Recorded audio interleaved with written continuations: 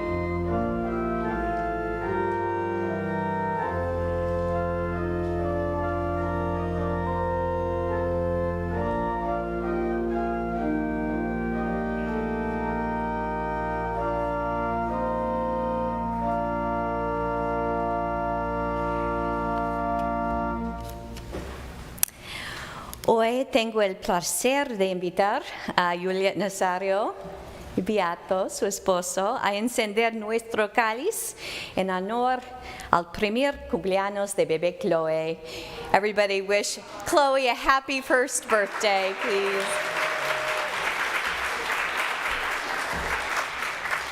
We light our chalice in Midtown Oklahoma City on land that was home to first Americans, including the Apache, Caddo, and Wichita, on land that was taken from the Muskogee and Seminole and other removed and relocated peoples.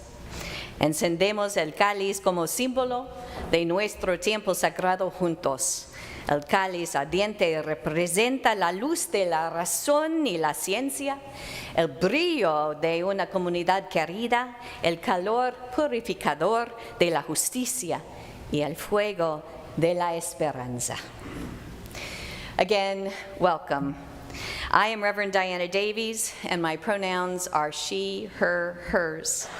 And for those in our community who are blind or have a visual impairment, I am a white woman in my 50s wearing a clerical robe and stole. At First Unitarian, by the way, we are sharing our pronouns and offering self-descriptions as part of our effort to ensure that no one is excluded from full participation in the life of our church.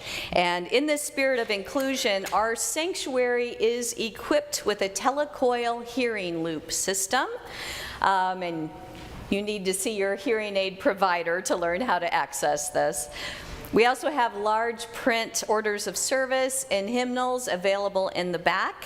And if you would like to read along with the script, read along with the sermon and the rest of the service, those are always available in the back as well. And if you want to take a copy as you leave, you're welcome to do that.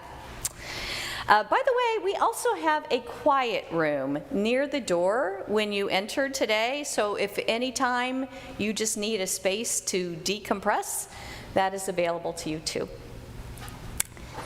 Our opening words today are excerpted from a text by Reverend Lisa Ward. A covenant is not a definition of a relationship. It is the framework for our relating. A covenant leaves room for change and chance.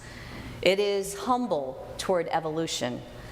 It claims, I will abide with you in this common endeavor, be present as best I can in our becoming. This calls for a level of trust, courage, and sacrifice that needs to be nurtured, renewed, and affirmed on a regular basis. A creed creates a static truth, something that does not incorporate new insights and realities. A covenant is a dance of co-creation, keeping in step with one another in the flow of our lives. A creed seeks uniformity and a unison voice. A covenant seeks harmony and a shared voice. And sometimes we may arrive at a unison, but it is not required. A creed gives authority to the statement. A covenant gives authority to shared intention. A creed creates an us and a them. A covenant invites relationship. A creed is a prescription that must be relied on. A covenant relies on the treasures of shared truth. The task of this covenant is to take responsibility for the freedom we espouse. We know that we are interconnected and that what we do creates ripples of hope or despair, of affirmation or negation. What we do with and for one another is powerful and beyond our imagining. Please rise in body or in spirit for our opening hymn. It's number 323 in the gray hardback hymnal, Break Not the Circle.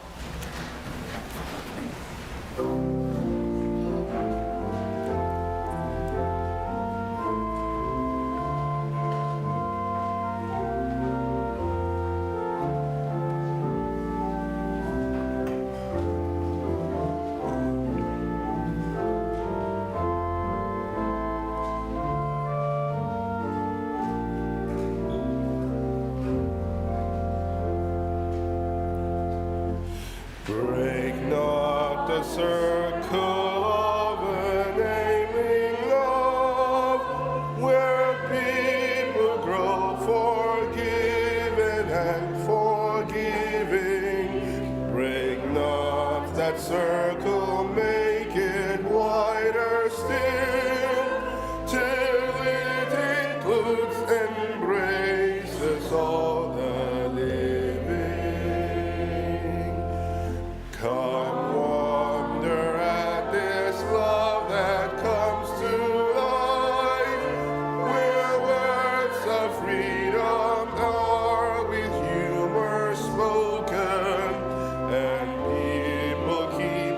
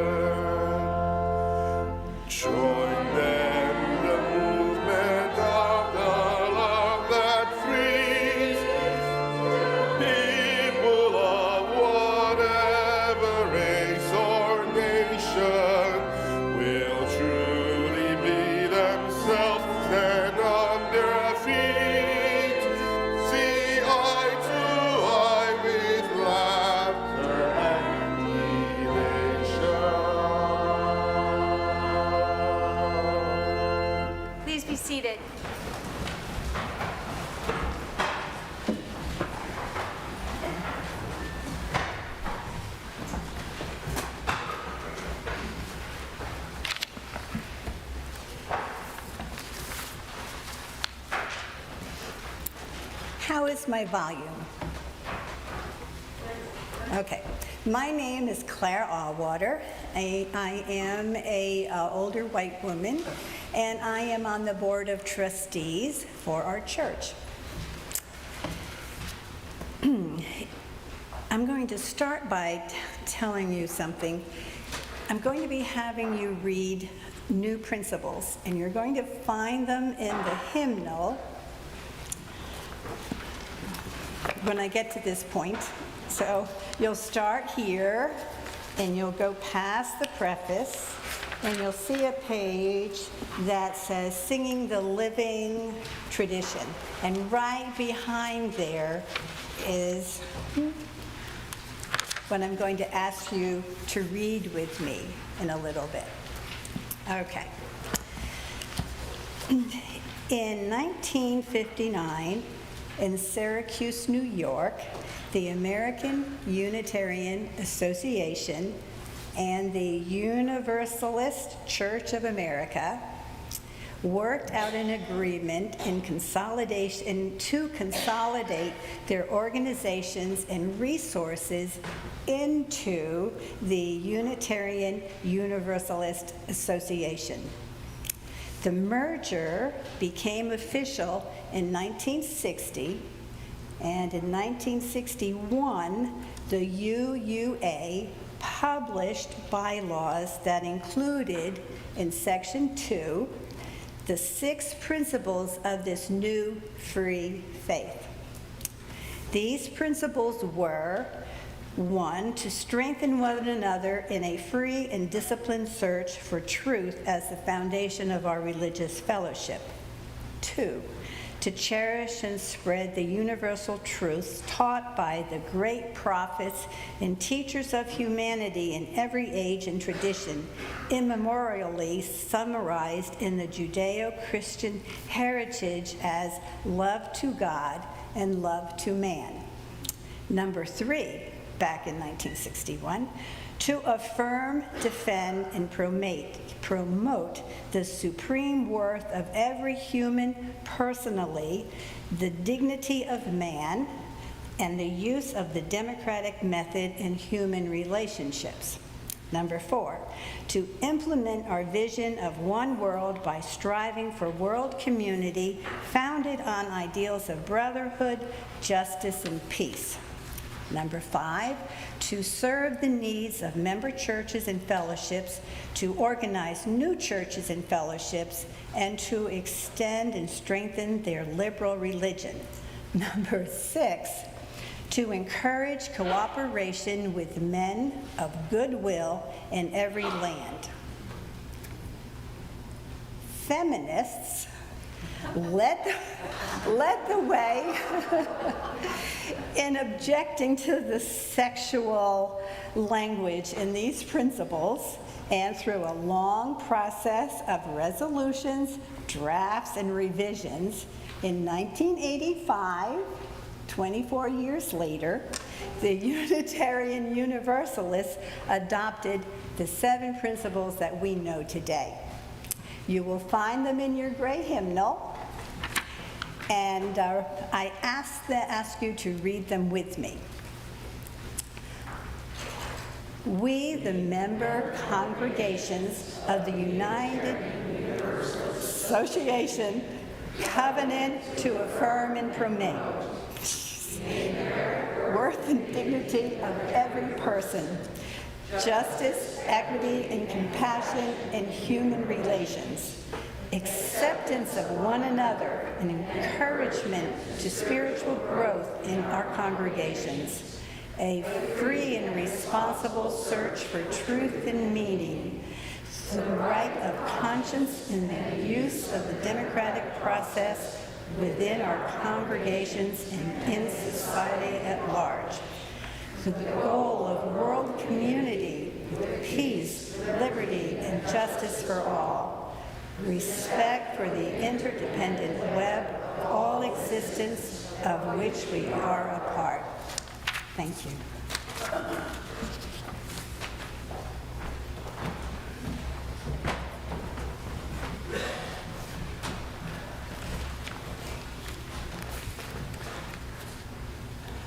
When I was a child, I adored John Lennon, an imperfect man who nevertheless preached love in his life and music. All you need is love. It's funny how a concept can lose its power when it's mentioned all the time. To answer love, to solve complex problems seemed vacuous. Not that I used words like vacuous when I was a teenager. But I bought into the hippie dreams of love and peace, not reflecting until later that knowing is quite different from doing. All you need is love. Nice sentiment, but it didn't have any oomph to it, kind of like give peace a chance. In those early years, we also had a poster of Earth with the words, "Let it be." A wonderful message, but a not so subtle call to inaction. It's as if I thought once enough people proclaimed their support for these values, they would magically appear. And my preference for magical thinking continued. And then I discovered Unitarian Universalism. When I became a Unitarian Universalist in 1987, the revised UU Principles and Purposes had just been published, and I liked them because they alluded to values I could use to describe my emerging faith. And that can be a daunting task to friends and family who, don't really know much about Unitarian Universalism. Who wouldn't respect the interdependent web of all existence, of which we are a part? I never want to forget that last little phrase.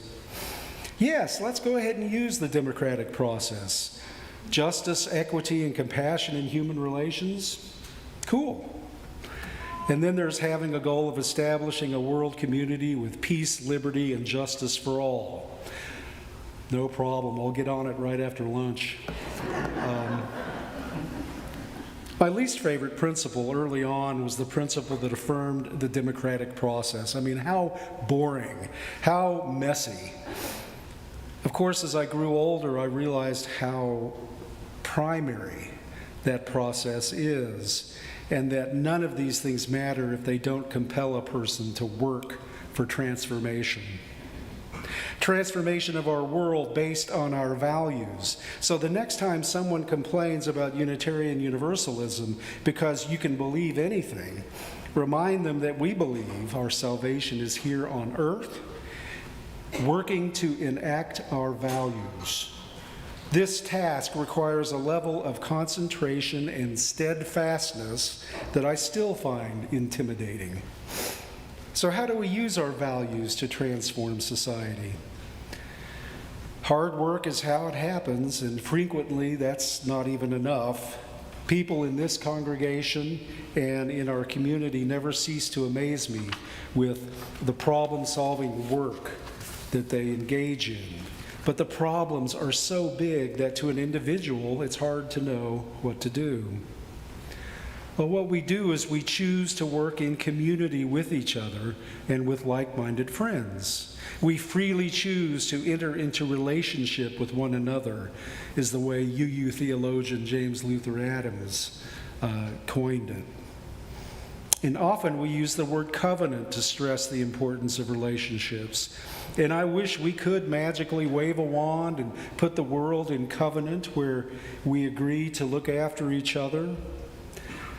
But while magic is entertaining, it's not real, and it's not a good substitute for relationship building and hard work. Members of the commission that was charged with examining Article 2 for revision wrote that love is what can and does motivate us and illuminates our deepest commitments to each other. So here you have illuminate and motivate. Love can guide us, it can illuminate for us, but love can also motivate us to do things. It's a very important active verb. Maybe you're an introvert like me. Maybe you don't want to take a chance and add your voice to fighting for justice. Maybe you feel the democratic process is just too messy to get involved with. Well, I have to tell myself to get over it and get involved. The Article 2 draft presents a picture in which love is the central organizing energy needed to enact all our values. So we're called to act our faith, not just profess it. We're charged with tackling the problems we have on earth, not just worrying about them. If adopted at General Assembly this summer, the Article 2 changes will require us to employ democratic processes within a covenant, to produce a challenging vision of the world to come, and then to act on that vision. I look forward to attending General Assembly in June and seeing what all the fuss is about. Because love is not all you need, but it is essential to sustain an active faith. Yes, love can guide us, as the hymn suggests, but love can energize us as well.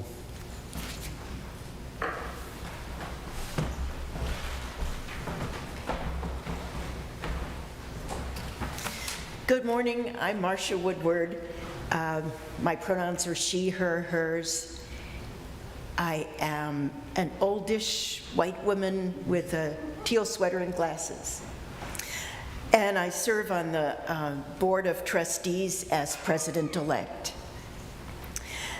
Every Sunday we take an offering. Since 2002, all the cash and designated checks from that offering have gone directly to external nonprofit organizations doing good work, our Change for Change partners. For the month of February, our Change for Change partner is the Homeless Alliance. The Homeless Alliance works to rally our community to end homelessness by bringing organizations together to collaborate, identifying and filling gaps in services, streamlining processes, and using research-based strategies and national best practices to get people off the streets. Since 2004, they've housed thousands of people in Oklahoma City. They have built a homeless resource campus where people can visit to get help from dozens of agencies, and launched 3 successful social enterprises offering supportive employment to people experiencing homelessness or at risk of experiencing homelessness. For those of you who are in the sanctuary with us today, in just a moment we'll be passing the offering plate. And if you're watching us online, please make your gift by sending a check to First Unitarian. Just write Change for Change on the memo line, or make an online payment through our website, 1UC.org.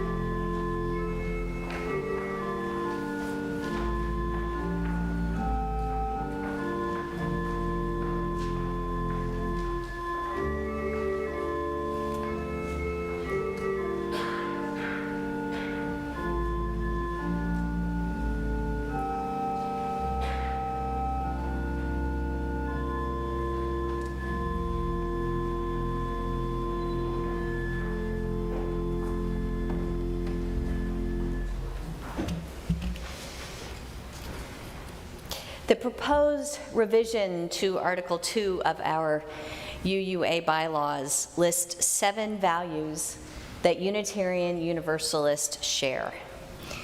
I invite you now to join me in a spirit of meditation as we consider each of these values. Please begin by settling into your seats, taking a deep breath, getting comfortable, maybe closing your eyes, keeping them softly focused. I invite you to begin by meditating on the value of equity. This value is in many ways foundational. As Unitarian Universalists, we declare that every person has the right to flourish with inherent dignity and worthiness. Equity isn't just an abstract idea. We are rooted in it. We are grounded in it. And so I invite you to notice the way that you are rooted into the earth as you meditate on this idea of equity. How are you prepared to use your time, attention, and resources to build and sustain fully accessible and inclusive communities? Next is the value of interdependence. As Unitarian Universalists, we honor the interdependent web of all existence. And here, I invite you to notice the many ways you are connected to other people, other beings, to the earth itself. How will you work to repair harm and damaged relationships? The next value is justice. And you might feel this value in your belly, in the fire of your belly. We covenant to dismantle racism and all forms of systemic oppression. And as you meditate on the value of justice, I invite you to wonder silently, how are you working to help build a diverse, beloved community where all can thrive? I invite you to bring awareness to your heart and to the value of generosity. As Unitarian Universalists, we covenant to freely and compassionately share our faith, presence, and resources. And here the question to ask yourself is, how are you cultivating a spirit of gratitude and hope? The next value is pluralism. We celebrate that we are all sacred beings, diverse in culture, experience, and theology. I invite you to bring awareness to your throat and ask, how will you use your voice to speak your own truth and meaning, and to encourage others to speak theirs as well? Next, we come to transformation. We covenant to collectively transform and grow spiritually and ethically. I invite you to bring awareness to your third eye, your mind's eye, and ask, is your mind open to change? Or does the need for comfort and perfection get in the way? And finally, the power that holds us together and is the center of our shared values is love. And here you might bring awareness to your whole body, to the ground under you, to the space above you, and the space that connects you to all other beings. I invite you to take a deep breath and to ask, how are you doing the work of living your values through the spiritual discipline of love? Let's sit in these questions and in the presence of these values for just a moment more. And while we are here, I also invite you to lift upon your hearts the joys, the cares, the concerns, the names of the people we want to especially remember and send our love to today.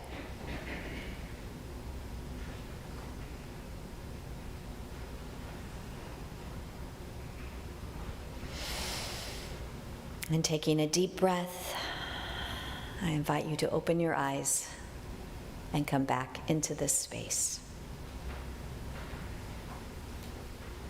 As we listen to our choir singing our anthem as tranquil streams.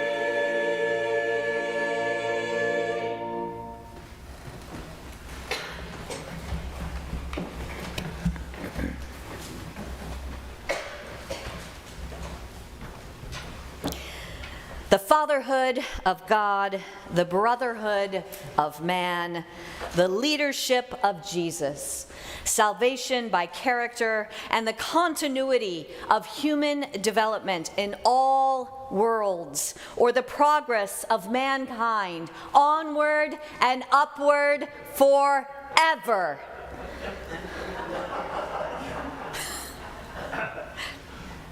It's not that funny. These were the words of Unitarian minister James Freeman Clarke. In 1885, Clarke outlined his 5 points of new theology, which summarized commonly held Unitarian beliefs of the late 19th century. In a way, these were the antecedents to our current 7 principles, the value statements that all Unitarian Universalist congregations or communities covenant to affirm. A few things are immediately evident in these 5 points. 1, they are deeply androcentric, with all that fatherhood, brotherhood of man, and progress of mankind. 2, they are still based in theism. Everything starts with God.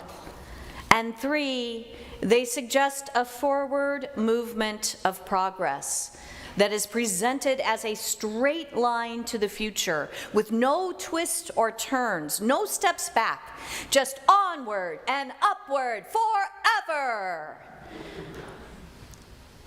In many older Unitarian congregations, you can still find these words chiseled into marble altars or stone columns. The congregation in Baltimore, for example.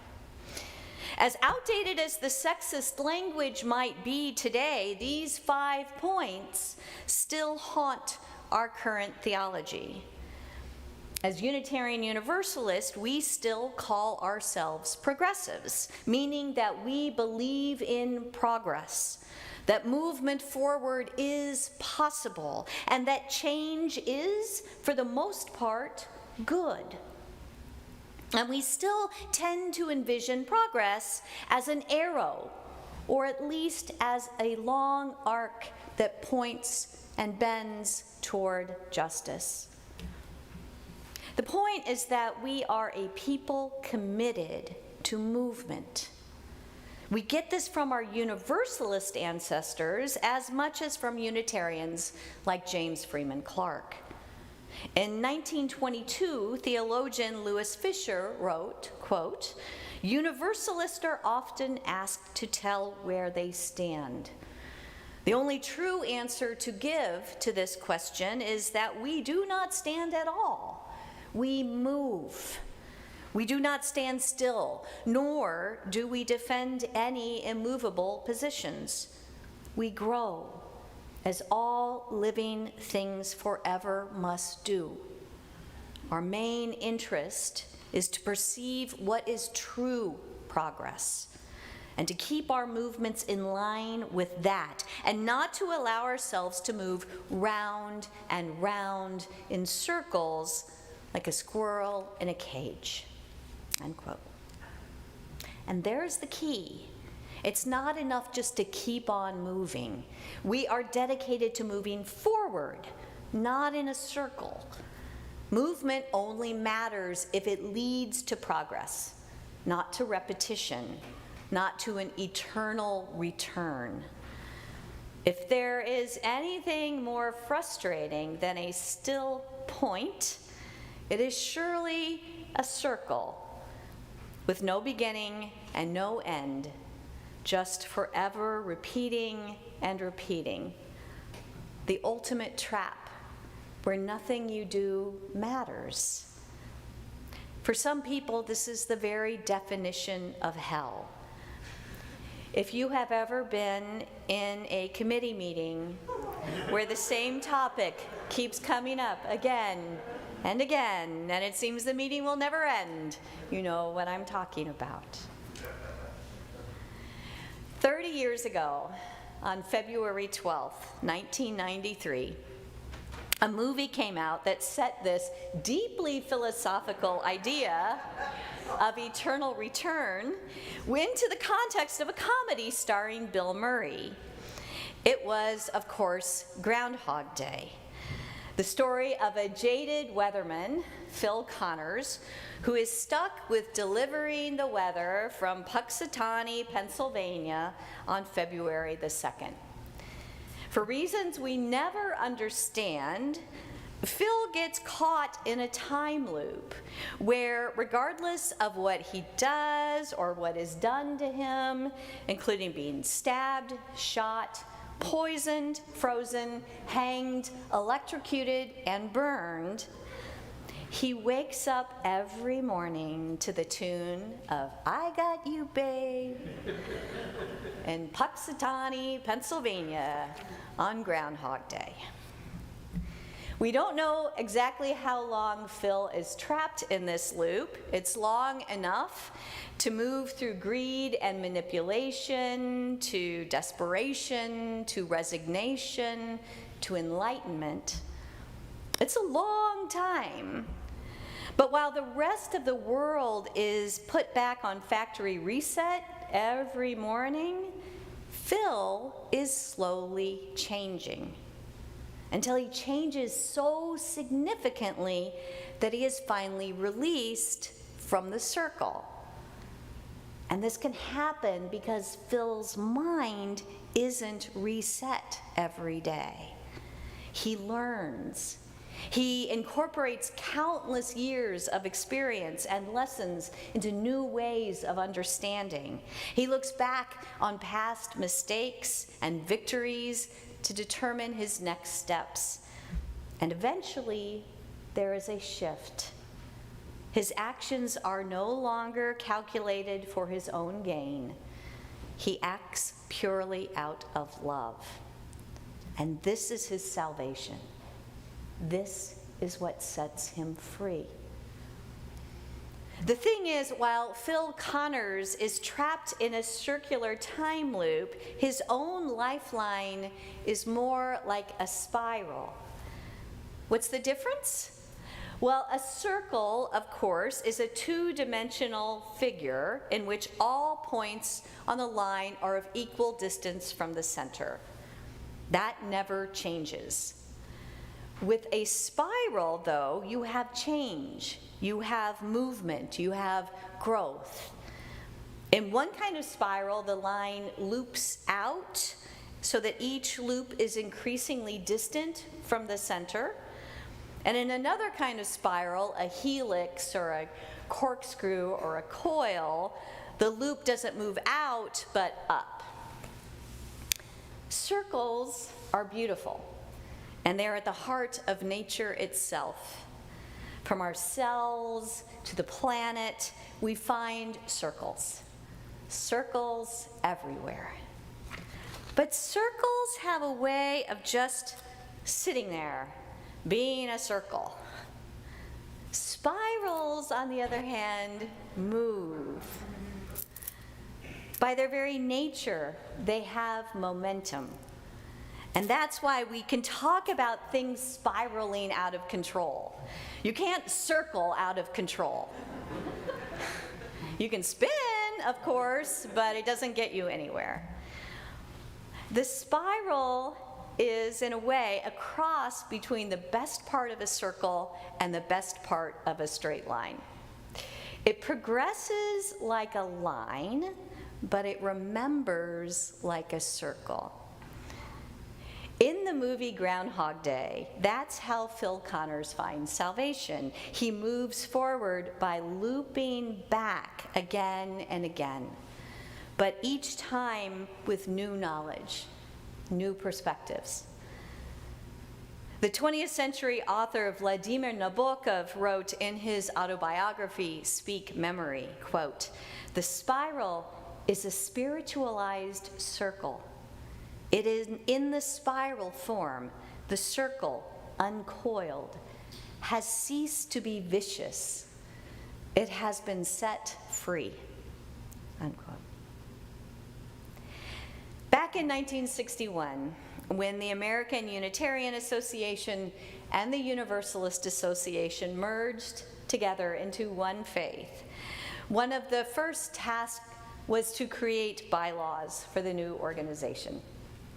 And not surprisingly, the founding documents for most denominations are centered on a creedal statement, on a specific belief that binds its members together. But as a non-creedal faith, Unitarian Universalists didn't have that option. So instead, they wrote down a series of guiding principles. Knowing that once guidelines are written down, they have a tendency to be seen as rules. And once principles are written down, they have a tendency to be seen as beliefs. Those folks back in the 1960s inserted a rule that this section of the bylaws should be reviewed every 15 years. In 1985, there was a major overhaul. And since then, there have been some changes to other parts of the bylaws, but the principles have remained the same for 38 years. Now, by 2017, it was clear that change was overdue. There were calls for modifications to the first principle, calling for the inherent worth and dignity of all beings, not just every person, and for the addition of an eighth principle that would specifically affirm our commitment to dismantling racism and other forms of oppression. Instead of making these changes piecemeal, it was determined that a special commission should be charged to review our principles, purposes, and sources in their entirety. And it took a while to get everything in place. But by 2020, the Article 2 Commission was ready to get to work. Among other things, the members of the commission were instructed that they should put love at the center of our principles. And not just love in the abstract, but love in action. Our values, the UUA said, should be eminently actionable. At the same time, commission members were reminded that they were writing something that should be inspirational, not programmatic.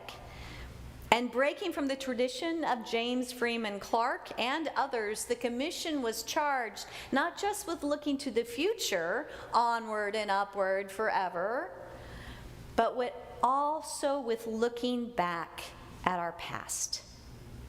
They were asked to look back at those things about which we can be justifiably proud, as well as those things that might cause shame, those wounds that still need to be healed. In other words, the members of the Article 2 Commission were charged with functioning like a spiral, moving forward and up while looping back again and again. Back to the same questions. Who are we as a faith? What do we stand for? Why? Back to the same problems. How can we be a truly inclusive faith? Who is still being left outside our circle of concern? Which voices are we still not hearing? We move forward and up and back and back. And if we are living our values, with each return, we bring new perspectives, new lessons, new ways of seeing and experiencing the same old problems. This looping motion can be incredibly frustrating for those of us who prefer to think of progress like an arrow. But it is key to who we are as a faith, because ours is a living tradition. Recently, on one of my Facebook ministers groups, a colleague, Reverend Linda Hart, lifted up this little bit of information. She said, "Did you know that Henry David Thoreau, the famous Unitarian transcendentalist, best known as author of the book Walden and the essay on civil disobedience, he came from a family of pencil makers. Pencils are made out of graphite, and it turned out that American graphite was inferior to what came from England, but English graphite was expensive. The American version smeared terribly, so Henry David found a way to use clay as a binder. And with this new smear-free technology, the Thoreau family became America's leading pencil makers. But of what use is a pencil without an eraser? Well, as it turns out, it was another Unitarian minister, Joseph Priestley, who back in 1770 identified, quote, a substance excellently adapted to the purpose of wiping from pages the mark of black lead pencil, unquote. This vegetable gum substance needed to be rubbed on the page to make the pencil marks disappear, and so Priestley referred to it as rubber. How wonderful is it that this faith that takes the process of review and revision as core principles and spiritual practice has among its ancestors key figures in the history of both the pencil and the eraser. Some may say that the process of review and revision is nowhere near as powerful or inspiring as core concepts from other faiths like resurrection. And it is true that the UU process of change through committees and commissions, studies and surveys and parliamentary procedure can seem deadly dull. But as with any process of change, there is a way to see it as poetry. If we are doing our work well, we will see spirals. Spirals as we find in sunflowers. Spirals as in hurricanes, galaxies, and shells. Spirals as in ferns and whirlpools and fingertips. Moving spirals of ever-increasing inclusion. Spirals driven by the force of love, moving outward and upward and back, perhaps forever.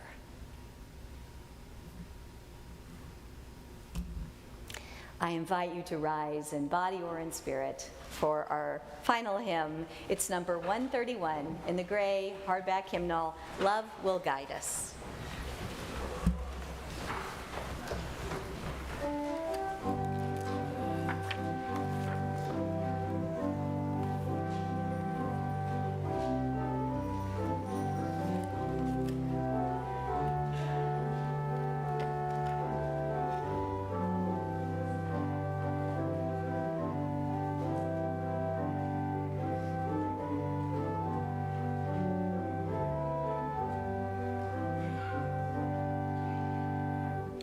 Love will guide us, peace has tried us, hope inside us will lead the way on the road from greed to giving. Love will guide us through the hard night. If you cannot sing like angels,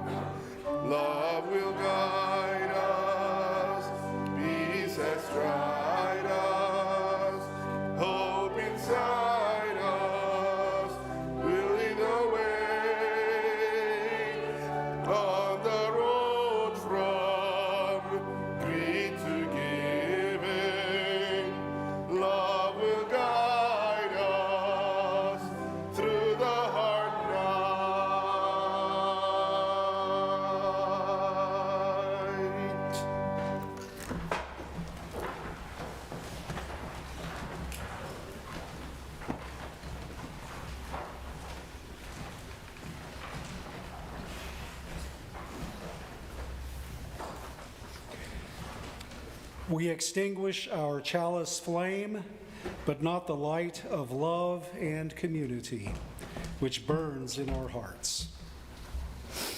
After our service today, all are invited to attend a special congregational meeting here in the sanctuary. Please grab a glass of water or a cup of coffee and then come back to vote on changes to our First Unitarian bylaws that will, among other things, make it possible to cast a virtual vote at our next annual meeting later in the spring. We need a quorum of 24 people, 24 active members to come back and vote. So I encourage you to grab that beverage quickly and come back so that we can get through our business meeting and folks can go to lunch. Now, after the formal meeting, you are invited to stick around if you have questions or want to discuss some more about what this whole Article 2 of the bylaws process change is. So we'll be sticking around after the formal meeting to talk more about that if you have questions, ideas, or you just want to talk about it some more. I have also been asked to remind you that next Saturday at 6:30 at St. Charles Borromeo Church, there will be a fundraiser for Voice called Wines for the Common Good, a tasting pairing vintages with voice issues. So the red wine that you drink with a power outage, that kind of thing. Please see Maureen Harvey right there if you would like more information. But for now, go in peace, go in power, go in persistence, and whatever you do, make a difference. May it be so.